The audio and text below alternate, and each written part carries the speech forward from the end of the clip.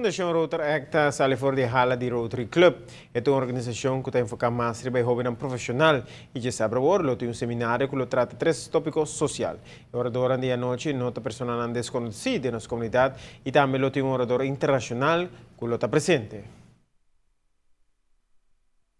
Chama U-Inc. É um seminário onde nós cover o tema de communication. Esse é echt big umbrella voor de onda tem três subtopics. Qual está personal branding, public speaking e social superpowers.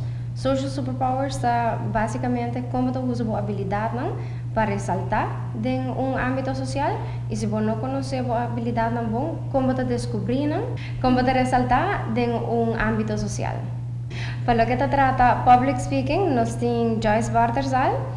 Para personal branding, nós temos Patrick Melchior. E para social superpowers, nós temos Vanessa Gomes. É business coach de Corsou. É bem conhecido em nossa região. Então, nós também conhecemos for de Corsou para dar um seminário aqui.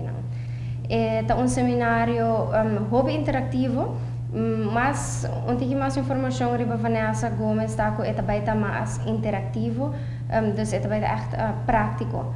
Vanessa Gomes também dá workshop onde é fazer hobby prático e interativo. Então, outro dois speakers tá seminário.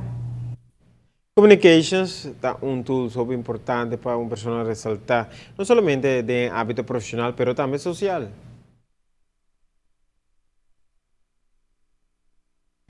Vamos comunicar a mensagem que você quer adiante. Vamos por fazer de uma boa maneira para você ressaltar de âmbito competitivo. Cada vez no mundo está mais competitivo, tem mais gente não melhor preparar. Então, essa aqui tá tools que definitivamente é plus ponto para você ter e você saber como manejar para assim você ressaltar de âmbito profissional. Tu Robin, que está interessado por comprar ticket na Universidade de Aruba, Nature Discount e também cerca de membro de Rotary Act. E para qualquer informação adicional, tome contato com a Facebook. Aí está Facebook /Rotary Act Club Aruba.